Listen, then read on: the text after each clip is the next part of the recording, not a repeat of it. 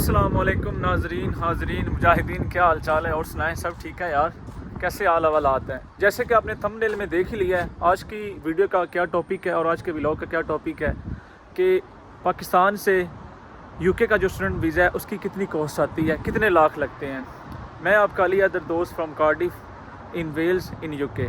आज हम डिटेल में बात करेंगे कि यार दो प्रोग्राम है मेन जिसमें मोस्टली और रश पड़ा है स्टूडेंट्स का जो आ रहे हैं पाकिस्तान से।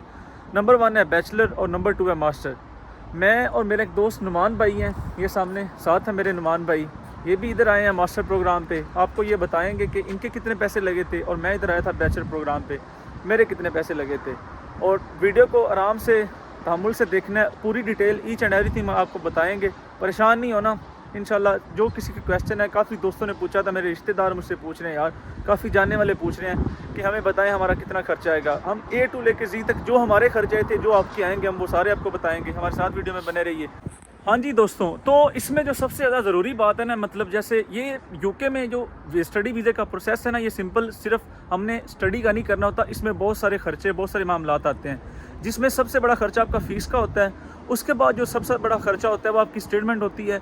और जो तीसरा सबसे बड़ा, मतलब जो अक्सर लोगों को नहीं पता या जिनको पता भी है लेकिन वो उसे लाइटली लेते हैं, वो हमारी मेडिकल इंश्योरेंस होती है जो NHS से हमारी होती है। जो यूके में हमने, अगर आप मास्टर पे आ रहे हैं तो आपने 1 साल की करवानी होती है, अगर आप बैचलर पे आ रहे हैं तो आपने 3 साल की करवानी होती है। इन 3 मेन चीज़ों के हम आपको खर्चे बताएंगे, आपके कितने पैसे लगेंगे, कितने नहीं लगेंगे। साथ मेरे नुमान भाई हैं। सबसे पहले नुमान भाई से पूछते हैं कि नुमान भाई के कितने पैसे लगे थे। जी नुमान भाई, आप बता दें आपके कितने पैसे लगे थे जब आपने अपना काम शुरू करवाया। फिर उसके बाद मैं अपना बताऊंगा, तकरीबन सबको आइडिया हो जाए कि क्या खर्चे हैं, क्या मामलात हैं, हमें कितना बजट अपने माइंड में रखना चाहिए यूके आते वक्त। सो नुमान भाई बताइए आपके कितने पैसे लगे थे टोटल। अच्छा जी, मेरा मास्टर था 1 साल का, तो टोटल फीस था 11,800। तो उसमें से मैंने इनिशियल 50% पे किए थे। उस टाइम पाकिस्तानी हिसाब से ये कुछ 23 लाख बन रहे थे। मतलब जब इन्होंने फीस दी थी, ये आपने किस मंथ में दी थी पाकिस्तानी? जनवरी में। जनवरी 2024 में। हाँ। और आपकी 5800 फीस थी, 5,800 पाउंड। और वो पाकिस्तानी रुपये कितने बने थे? ये कुछ 23 लाख बने थे। 27 लाख रुपया। जी भाई ने दी थी 5,800 और ये कोई बने थे 23 लाख रुपया, सॉरी 23 लाख, 27 उनके मुंह से निकल गया। 23 लाख रुपया बना था पाकिस्तानी। और जो आपका स्टेटमेंट लगी थी वो आपको कितने की लगी थी, बनी थी टोटल? ये टोटल हमने 70 लाख रुपए लगे थे बैंक में। सही। हाँ अपने। अच्छा, इधर एक और मेन चीज़ है, जो स्टेटमेंट है ना, स्टेटमेंट का एक बहुत सिंपल रूल है, ट्रिक है। अक्सर लोग जाते हैं एजेंट्स के पास जाते हैं, उनके पास, उनसे कहते हैं, मतलब कुछ लोग ऐसे हैं, जैसे हम लोग मिडिल क्लास ही हैं यार, मिडिल क्लास फैमिली से हैं, एजेंट्स के पास जाते हैं कि हम स्टेटमेंट नहीं बनवा सकते। एजेंट्स इतने को बगैरत है वो तब उनसे लूटते हैं। सपोज मैं आपको सिंपल एक चीज़ बताता हूँ, इन भाइयों की जो स्टेटमेंट बनी है ना 70 लाख, वो आपको मैं अभी बताता हूँ कैसे बनी है। अगर आपका बैचलर पे या मास्टर पे कहीं भी एडमिशन हो गया है, जितनी आपकी साल की पर ईयर की फ़ी है, जो आपकी फ़ीस होगी, उस फीस को आपने जो यूनिवर्सिटी आपसे इनिशियल डिपॉजिट लेगी, आपने उस इनिशियल डिपॉजिट को दे के जितनी आपकी पीछे फ़ीस रह जाएगी। सपोज़ इन भाइयों की थी 11,000, नुमान भाई की थी 11,600 फीस, इन्होंने 50% दे दी, पीछे इनकी बच गई 5800। यूके का रूल है, यूके में पर मंथ लिविंग एक्सपेंस जो है ना वो 1,000 पाउंड है। जब कोई बच्चा मास्टर पे आता है या बैचलर पे आता है तो उसे वो कम अज़ कम स्टेटमेंट में ये कंडीशन रखते हैं कि आपके पास 1 साल का इधर रहने का लिविंग एक्सपेंस हो। वो इनका 1 साल 9 महीने के बराबर होता है। सो 9 महीनों का अगला जब आपने यूके में आना है, आपके पास लिविंग एक्सपेंस हो, वो ऑलमोस्ट 9,000 पाउंड बन गया। और दूसरा, उसके बाद जो आपकी पीछे रिमेनिंग फ़ी रह जाएगी, जितनी आपकी यूनिवर्सिटी ने आपसे पहले ले ली, और जो आपकी पर ईयर की जो पीछे फ़ी रह जाएगी, वो उनको ऐड करके वो जितने 1,000 पाउंड बने, अब इन भाइयों की बनी है वो कोई 9,000 पाउंड, तो 1 साल की वो लिविंग एक्सपेंस होगी, पीछे 5800 पाउंड बचा, वो जो इनकी फ़ीस थी, अब उसे ऐड करें, वो कोई बनता है कोई टोटल 15,000 पाउंड।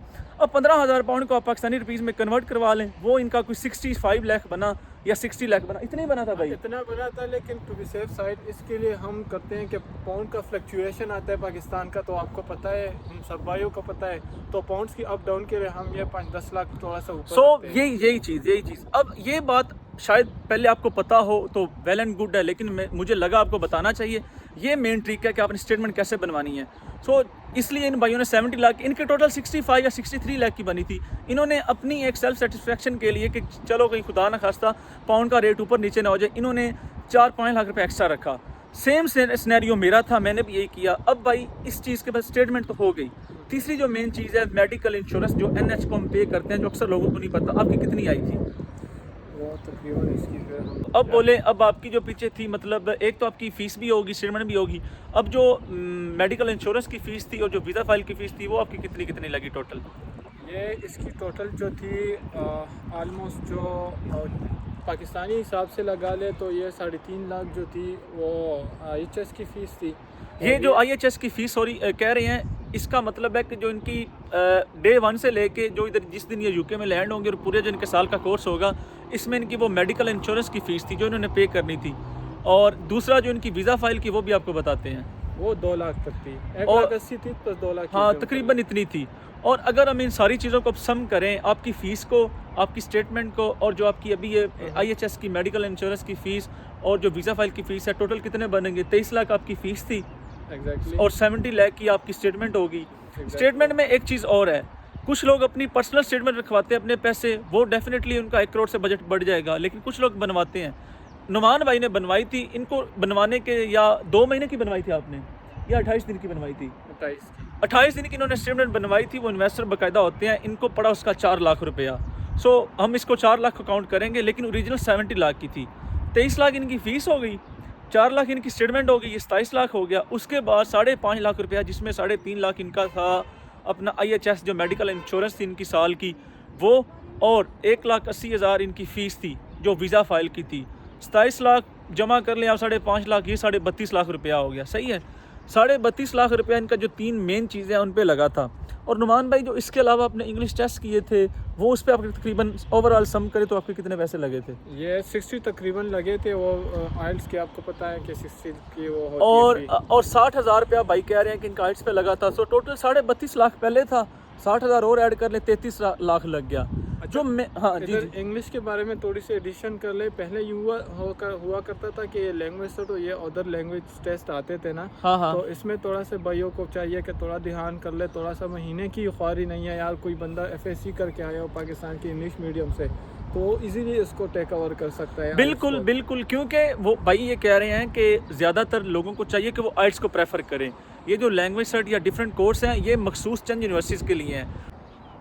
अभी मुझे मेरी एक दोस्त थी, उन्होंने मुझे बताया था कि उनके एक आगे दोस्त हैं, उन्होंने किया था एक PT टेस्ट किया था, सिंपल PT जो स्टैंडर्ड था। फिर यूके वालों ने उनका जो वीज़ा रिजेक्ट कर दिया, कैश लेटर रिजेक्ट कर दिया, क्योंकि उन्होंने कहा कि आप यूके वीज़ा ही करें। सो इस चीज़ को केयरफुल रखना है। बाकी अपने मेन टॉपिक की तरफ आते हैं। इनका टोटल लगा था 23 लाख फ़ीस, दोबारा रिपीट कर रहा हूँ।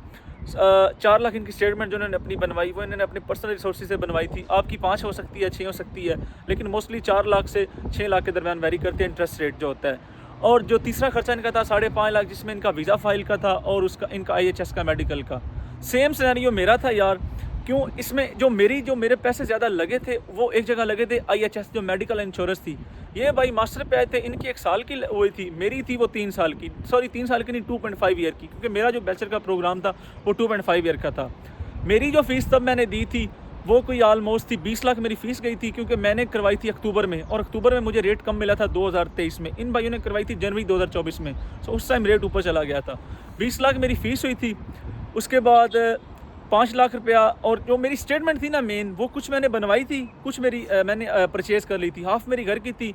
सो टोटल मैं उसका भी आपको क्या देता हूँ, 5 लाख लगा लें, 25 लाख हो गया। उसके बाद मेरा जो लगा था 8 लाख रुपया लगा था, जो मेडिकल इंश्योरेंस का था। भाई का लगा था 3 लाख रुपया, क्योंकि इनकी थी 1 साल की, मेरी थी 2.5 ईयर की, मेरा 8 लाख रुपया वो लगा था, ये हो गया 33 लाख। उसके बाद 2 लाख रुपया मेरा लगा वीज़ा फाइल का, 184,000 था, वो 2 लाख बन ही जाता है। तकरीबन मेरा जो मोटा खर्चा लगा था ना, 35 लाख लग गया था। वो जो 3 लाख बढ़ा है वो सिर्फ़ और सिर्फ जो मेरी मेडिकल इंश्योरेंस की वजह से था। और ये कुछ बातें थी, ये कुछ मेन चीज़ें थी जो मैंने आपको बतानी थी, क्योंकि ये डिफरेंट वेरी करता है।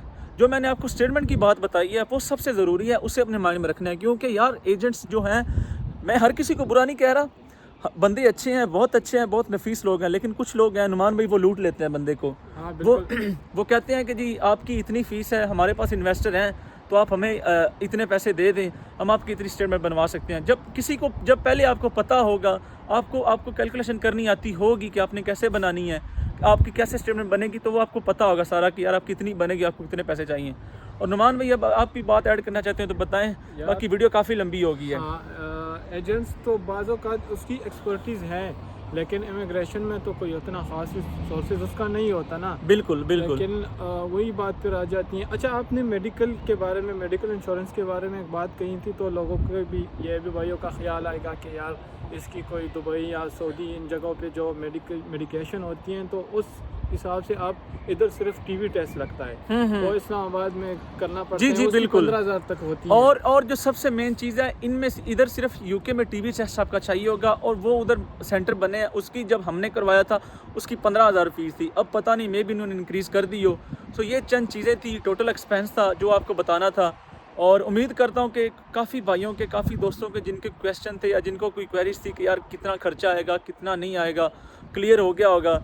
और बस एट द एंड यही हर दफ़ा कहना होता है आपको मैंने कि अल्लाह ताला की ज़ात पे भरोसा रखें, यकीन करें। हमारा अल्लाह पे ईमान नहीं होता, वो हमारे लिए ऐसे सबब बनाता है, वो मुसब्बल सबब है, उस पर भरोसा रखेंगे, आपको कभी गिरने नहीं देगा।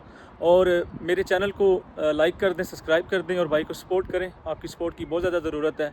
इंशाल्लाह अगले व्लॉग में आपसे मुलाकात होगी, तब तक अल्लाह हाफिज़, अपना ख्याल रखें।